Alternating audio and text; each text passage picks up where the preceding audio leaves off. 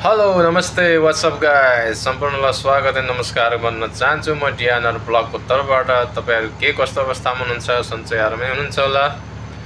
र आज चाहिँ म तपाईहरुको सामु एउटा नयाँ ब्लग लिएर उपस्थित भइसकेको छु। र आजको भिडियो चाहिँ फ्रेन्च टोस्टको कसरी बनाइ छ भन्ने म तपाईहरुलाई देखाउन गइरहेको छु।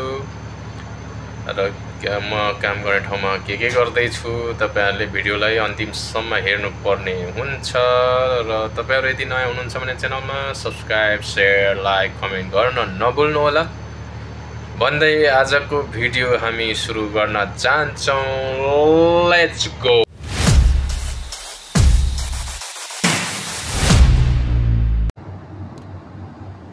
हेलो गाइज, तपाईहरुलाई आज म फ्रेन्च टोस्ट कसरी बनाउने भनेर यहाँ देखाउन गइरहेको छु। पहिले चाहिँ यो हामी क्रिम र यो दुध लाई हामी म चाहिँ यहाँ फ्रेन्च टोस्टको पहिला दुध रेडी गर्नुपर्छ हैन। दुई खालको दुध छ, एउटा सानो खालको क्रिमर दुध र अर्को ठुलो खालको दुध छ। र दुईटा दुध चाहिँ यहाँ मिक्स गर्नुपर्ने हुन्छ। दुईटा दुध म यहाँ मिक्स गर्नको लागि यहाँ हाल्दै छु माडामा कन्टेनरमा है। तपाईहरु हेर्दै जानु होला।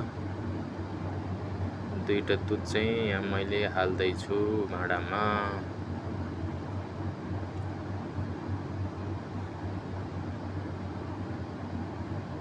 दुईटा दुध मैले चाहिँ के अरे यहाँ फ्रेन्च टोस्टको दुध र यो मिनी पानकेकको अनि यहाँनिर बनाउँदै छु है।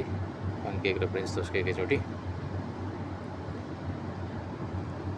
भिडियो हेर्दै गर्नु होला। अब यो फ्रेन्च टोस्टमा चाहिँ दुध दुईटा सानो खालको क्रिमर दुध र ठुलो खालको दुध मिक्स गर्नुपर्छ। र पानकेकमा चाहिँ पहिला यो पानकेक यो अजिना भन्छ, अजिना बनाउनलाई चाहिँ पानी पहिला हाल्नुपर्छ। यो चाहिँ हाम्रो मेजरमेन्ट छ हैन। त नापेर हामीले पानी पहिला हाल्छौं भाडामा है त। पानी हाल्दै छौं। त्यसपछि यहाँ थुप्रै इन्ग्रेडियन्ट्सहरु चाहिन्छ। तेलदेखि लिएर त्यो पाउडर अनि अजिना त्यो पाउडर भइगयो हैन। त्यसपछि यहाँ चाहिने तपाईको के अरे अरु छ यहाँ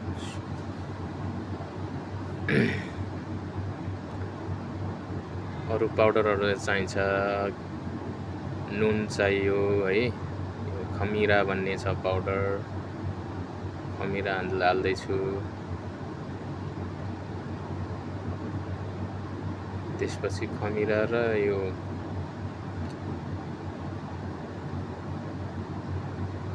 पाउडरलाई चाहिँ पुरा पहिला मिक्स गर्ने हैन, मजाले वेल मिक्स गर्ने। अहिले अब यसपछि अब त्यो भ्यानिला पाउडर हाल्दै छु। त्यसपछि नुन अरु युज हुँदै जान्छ है। सो गर्दै गएपछि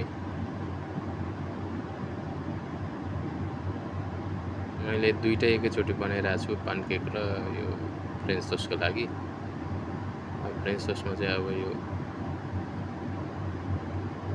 सिनामन पाउडरहरु हाल्छ है। अनि त्यसपछि अन्डा हाल्नु पर्यो, चिनी हाल्नु पर्यो है।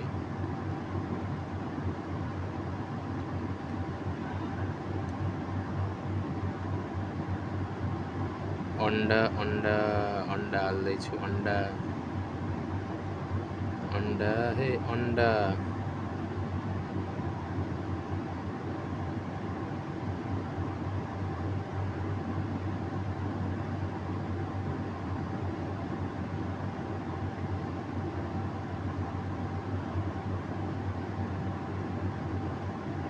अन्डा फेरि यति धेरै जान्छ कि 4 वटा जान्छ त्यो पानकेकको लागि।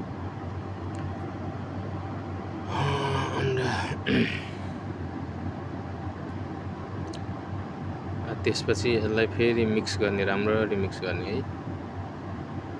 यसलाई घोल्नु पर्छ पुरै।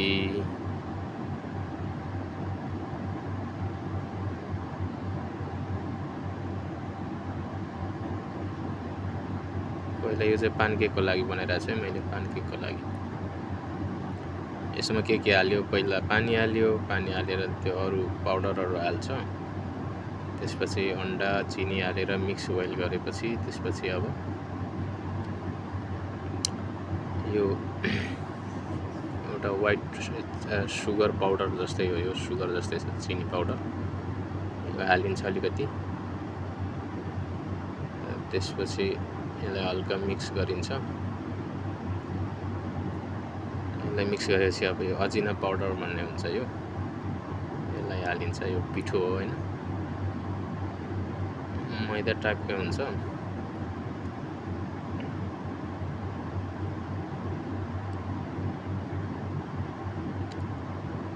यसलाई हालिँदैछ है।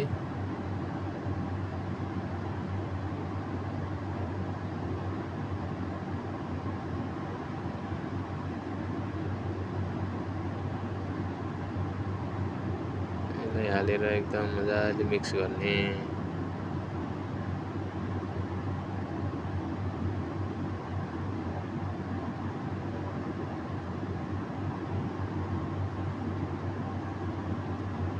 मजाले मिक्स गरिसकेपछि यस्तो हुन्छ है। मिक्स गरिसकेपछि यस्तो हुन्छ पानकेकको। त्यसपछि यता फ्रेन्च ससको लागि मैले फेरि यसलाई मिक्स गर्दैछु। पानकेकको अजिना रेडी भइसक्यो। फ्रेन्च ससको मैले मिक्स गरिरहेछ।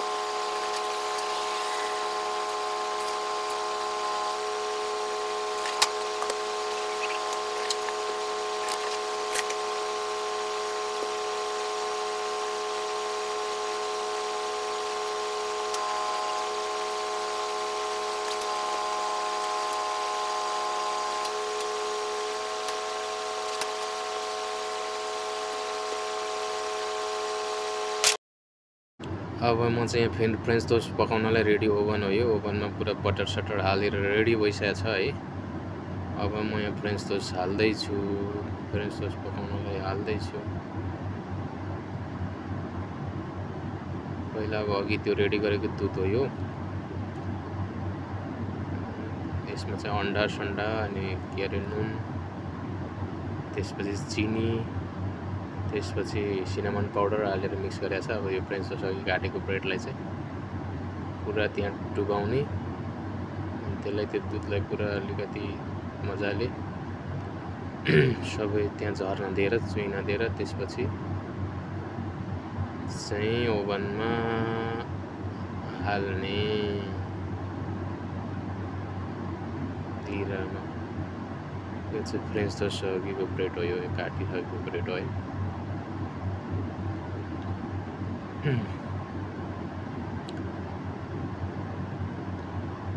सबै मैले चाहिँ हालिसकेँ यहाँ अघि काटेको ब्रेडलाई यसरी। अब यसलाई चाहिँ सबैतिर पकाउनुपर्छ, 4पट्टि 6पट्टि हुन्छ टोटली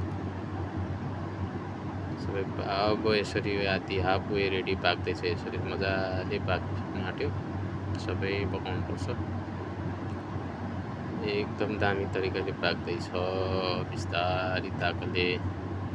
ल हेर्दा हेर्दै फ्रेन्च टोस्ट चाहिँ रेडी भयो। अब यो चाहिँ चक्लेट ससहरू हालेर चट्ट लाएर रेडी टु सर्भ भइसक्यो है। यो चाहिँ हेर्नुहोस्, यसलाई भन्छ फ्रेन्च टोस्ट। एकदम मिठो हुन्छ, गुलियो, स्विट हो यिनीहरू चाहिँ। Thank you for watching, see you on next video है त गाइस। Thank you.